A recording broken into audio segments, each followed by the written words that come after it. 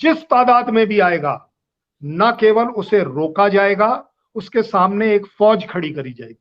अब अगर गलवान वैली में जो क्लेम्ड एलएसी है चाइना की, उससे भारत की तरफ मैं ब्रिज बनाऊं, मैं एयरपोर्ट बनाऊं, मैं सड़क बनाऊं, मैं घर बनाऊं, ये तो जनाब मेरा हक है।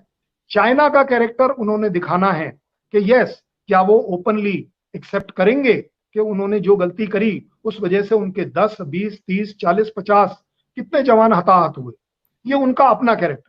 हमने कहीं कोई बात, बड़े दुख की बात है कि इंडिया और चाइना दोनों के कहीं पर भी किसी भी तरह के सोल्जर्स के बीच में कोई झड़प हो जिसके वजह से उनके तरफ और हमारे तरफ दोनों तरफ लोगों की डेथ हो जाए, ये बहुत बड़ी और बड़ी दुख की बात है, इसमें कोई डिनाई नहीं। इंडिया और चीन पिछले 50 साल से एक इस तरह के रिलेशन में रहा है जहां कम से कम बुलेट्स फायर नहीं हुए हैं, एक दूसरे की जान नहीं ली गई, लेकिन किसी में भी स्टेज इस लेवल तक नहीं आई जो इस बार आ गई और जो खराब रिजल्ट्स के साथ आई। समझना यह पड़ेगा कि इसमें पहली बात ब्लेम किसे किया जाए। लॉजिकली करेक्ट बात करेंगे, उसमें आप और व्यूअर्स अपना खुद सोच विचार लगा सकते हैं कि कौन सच बोल रहा है, कौन झूठ बोल रहा है, किसके बात में कितना वजन। चाइना ने ट्रांसग्रेशन लद्दाख इलाके में किया, तो कहने का मतलब जो मेरा ये है कि पहली बात, जो गिल्ट है, जो गलती का जो गिल्ट है, वो चाइना से शुरू के अंदर आया, चाहे वो 1 इंच आया चाहे 10 इंच आया। चाइना का ऑफिशियल स्टेटमेंट है कि हम आपस में आराम से बात करके अपना इसको रिजॉल्व कर लेंगे। कर कराकर बॉटम लाइन जो आई वो ये आई कि चाइना ने एक्सेप्ट किया कि चलिए जी हम विड्रॉ कर रहे हैं, और उन्होंने विड्रॉल शुरू किया। अब उसमें भी डिबेट करी जा सकती है, किसी ने कह दिया 1 किलोमीटर, किसी ने 100 मीटर, किसी ने 100 मीटर, पता नहीं क्या क्या, लेकिन उन्होंने विड्रॉल करना शुरू कर दिया। जहां चीन अपनी सो कॉल्ड ईमानदारी दिखाने की कोशिश कर रहा था कि देखिए अगर आपने ये कंडीशन लगाई है कि 5 मई से पहले का स्टेटस पहले करिए तब बात करेंगे, तो उन्होंने उसके करने के लिए काम करना शुरू किया। तो जो विड्रॉल है वो चीन ने ही किया। अब जब विड्रॉल चीन कर रहा है, हमारे हिसाब से कर रहा है, तो आप ही बताइए इंडियन आर्मी क्यों पत्थर मारेगी उसको जो कि विड्रॉ कर रहा है। मुझे लगता है चीन की फौज उस हताशा में, उस डिसअपॉइंटमेंट में, उस एम्बैरेसमेंट में, उस गुस्से में कि देखिए हम तो आए थे और अब हमें वापस जाना पड़ रहा है, मुंह की खानी पड़ रही है। क्यों? क्योंकि ट्रेडिशनली इंडियन आर्मी कभी भी eyeball to eyeball पहले नहीं आया करती, बातचीत करा करती। बट इस बार डिप्लॉयमेंट इतनी ज्यादा हुई इंडियन आर्मी की तरफ से कि उन्हें हर जगह eyeball to eyeball देखना पड़ा, और इस वजह से गलवान और हॉट स्प्रिंग में उन्होंने एग्री किया और अपना विड्रॉल स्टार्ट किया। ये जो अभी थोड़ी देर पहले आप मैप दिखा रहे थे वो पेंगेंगसो एरिया का था जहां पर उन्होंने विड्रॉल नहीं किया। इसकी बात हम सेपरेटली कर सकते हैं, ये जो आपने मैप बताया हुआ है। सो मेरा आपको जजमेंट का मैं आपको देता हूं चेयर जज होने की, कि जो फौज विड्रॉल के एम्बैरेसमेंट में घुसी हुई है, जिसको एक तरह से शर्मिंदगी महसूस हो रही होगी, उसका कोई जवान उठाकर पत्थर फेंककर मार दे और वहां से कोई लड़ाई शुरू हो जाए, ये अपने आप में बहुत शर्मनाक बात है। बिल्कुल सही है सर। मैं समझता हूँ कि पाकिस्तान की तरफ से आप बता दें, हम बिल्कुल नहीं चाहते कि इंडिया और चाइना के खिलाफ खराब हो, क्योंकि हम समझते हैं कि खित्ते में अमन की जरूरत है और हम इस चीज के मुतहम्मिल नहीं हो सकते, और हम नहीं चाहेंगे कि हमारे दोनों नेबर्स आपस में कुछ जंग करें या किसी किस्म का लिमिटेड मिलिट्री कॉन्फ्लिक्ट हो।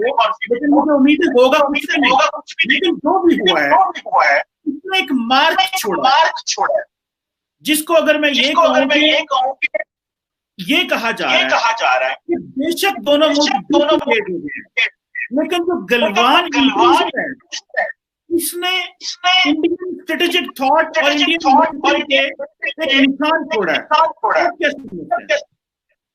देखिए गलवान का अगर आप स्पेसिफिक बात करें, और किस्मत से मेरा ये इलाका सर्व किया हुआ है, ऑफ कोर्स मैंने वहां 92 में सर्व किया है, तो इसलिए हो सकता है कुछ ग्राउंड पर चीजें बदल गई हों, लेकिन मैं वैसे एक बात बता दूं, जिस गलवान वैली में जिस पर्टिकुलर ब्रिज के लिए चाइना प्रोटेस्ट कर रहा है, जिस रोड के लिए वो प्रोटेस्ट कर रहा है, मैं वैसे बता दूं कि 1992 में भी वो ट्रैक एग्जिस्ट करता था। ऐसा नहीं है कि वहां कहीं कुछ था ही नहीं, ट्रैक था। वहां पर ईंटें और पत्थरों की टुकड़ों के द्वारा एक ट्रैक बनाया हुआ था। वो ट्रैक पर गाड़ी बहुत ज्यादा स्पीड में भी अगर चलेगी, 20, 22, 25, 30 किलोमीटर पर आवर की स्पीड से चल पाती थी, क्योंकि वो पत्थर और बोल्डर थोड़े बड़े थे। इस वजह से छोटी गाड़ियों का चलना और ज्यादा प्रॉब्लम था। बड़ी गाड़ियां चलती थी लेकिन स्लो चलती। अब अगर हमेशा से 1% स्ट्रेटेजी देखें, तो उनकी स्ट्रेटेजी अपने लिए, उनके खुद के जो बेनिफिट के लिए रही है कि इलाका चाहे वो आपका हो चाहे हमारा हो, हम आपको कहीं पर भी डेवलपमेंट नहीं करने देंगे। मैं उनसे एग्री कर जाऊंगा कि चलिए आपकी स्ट्रेटेजी है, देश हर कंट्री की अपनी अपनी स्ट्रेटेजी है, लेकिन उनकी ये भी स्ट्रेटेजी है कि वो अपने वाला जो इलाका है उसमें वो डेवलपमेंट करने को तैयार है, उसमें रोड बनाने को तैयार है, क्लास 70 ब्रिज बनाने को तैयार है। तो ये तो डबल स्टैंडर्ड्स की हाइट हो गई। अब अगर गलवान वैली में जो क्लेम्ड एलएसी है चाइना की, उससे भारत की तरफ मैं ब्रिज बनाऊं, मैं एयरपोर्ट बनाऊं, मैं सड़क बनाऊं, मैं घर बनाऊं, ये तो जनाब मेरा हक है। जिस तरीके से आपने, चाइना ने हमारी क्लेम्ड एलएसी के अपने तरफ जो भी डेवलपमेंट करी है, हमने उसके लिए ऑब्जेक्शन नहीं किया है। तो अगर गलवान वैली में आप किसी भी वजह से घुस आए और आकर आपने गलवान वैली की वो हाइट्स के ऊपर अपनी फौज लगा ली, जहां से हमें स्ट्रेटेजिकली और टैक्टिकली लगता है कि आप गलवान वैली में अंदर देख पाते हैं, इस ब्रिज को देख पाते हैं, इस ब्रिज के साथ बना वाला फुट ब्रिज देख पाते हैं, आप जो सड़क बनाने की हमारी बॉर्डर रोड काम कर रही है उसको देख पाते हैं, तो हमें कंफर्टेबल नहीं है। हमें लगता है कि आप इसमें इंटरफेयर कर सकते हैं, और हमारा ऑब्जेक्शन है कि आप इस रिज लाइन को छोड़कर अपने इलाके में जाइए, क्योंकि ये आपकी क्लेम्ड एलएसी नहीं है। इस वजह से हम इसे न केवल ट्रांसग्रेशन और इनग्रेशन कह रहे हैं, हम इसे एक अनएथिकल एग्रेशन कह रहे हैं। अच्छा कल साहब ये बताएं कि आज सुबह जब खबर आई, आपको मेरी आवाज आ रही कल साहब? आपको मेरी आवाज नहीं आ रही? मैं सुनता हूं जी। मैं ये कह रहा हूं कि आज सुबह जब खबर आई चाइना, इंडिया की तरफ से कि आपके जवान जो हैं वो जाँ बहक हो गए हैं, तो ये बताएं कि आप समझते हैं कि इंडिया की कम्युनिकेशन स्ट्रेटजी इतनी अच्छी नहीं है? चीन ने आपके सोल्जर्स भी मार दिए और वो कह रहे हैं कि आप इंट्रूजन भी कर रहे हैं। आपकी तरफ से कोई बड़ा तगड़ा बयान क्यों नहीं आया फॉरेन ऑफिस से? वेरी गुड, आपने ये सवाल लिया, मुझे अच्छा है, बहुत बढ़िया सवाल है और बड़ा जायज सवाल है। लेकिन मेरा जवाब है कि आप ही इसको जज करें। अगर इंडिया की कोई कम्युनिकेशन कैपेबिलिटी में कमी होती, कमजोरी होती या किसी तरह की तकलीफ होती, तो क्या आपको लगता है कि चाइना विड्रॉल के लिए हाँ करता और उस विड्रॉल का करना शुरू करता? क्योंकि ये बात आप भी मानते हैं, चीन भी मानता है, भारत भी मानते हैं कि उन्होंने विड्रॉल किया और विड्रॉल करना शुरू किया, जिसको कि हम बोल रहे हैं डी एस्केलेशन करने की शुरुआत करी गई, शुरुआत की मुहिम हुई।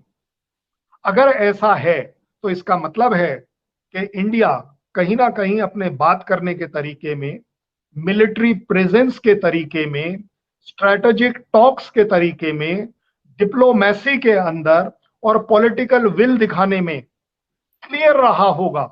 नहीं तो आपको भी मालूम है, पूरे वर्ल्ड को मालूम है कि चीन को समझाना और इंप्रेस करना अपने आप में बड़ी टेढ़ी खीर है। लेकिन अगर चीन समझ रहा है तो इसका मतलब हमारी जो कम्युनिकेशन स्ट्रेटजी है, पॉलिटिकल, डिप्लोमेटिक और मिलिट्री, तीनों की तीनों मिलकर एक क्लियर कट मैसेज चाइना को देती है कि श्रीमान चाइना जी, ट्रांसग्रेशन और इनग्रेशन अब हमें बिल्कुल बिल्कुल भी एक्सेप्टेबल नहीं है। हम आपसे आंख से आंख मिलाकर एक से एक कदम, एक से एक सोल्जर, एक से एक आर्टिलरी गन, एक से एक टैंक मिलाकर, चाहे तो एक से एक हवाई जहाज मिलाकर आपको फेस करने के लिए तैयार हैं। क्योंकि अब हमने इंडिया में सिर्फ बात करने वाला सिस्टम नहीं रखा है, अब हम वॉक दी टॉक नहीं कर रहे, हम वॉक दी एक्शन कर रहे हैं। और अगर इस एक्शन को आप ट्रांसग्रेशन और इनग्रेशन समझते हैं तो ये आपकी चॉइस है। ये ट्रांसग्रेशन और इनग्रेशन जरूर होगा, हर बार होगा, अगर आप इसे इसी लैंग्वेज में बात करना चाह रहे हैं।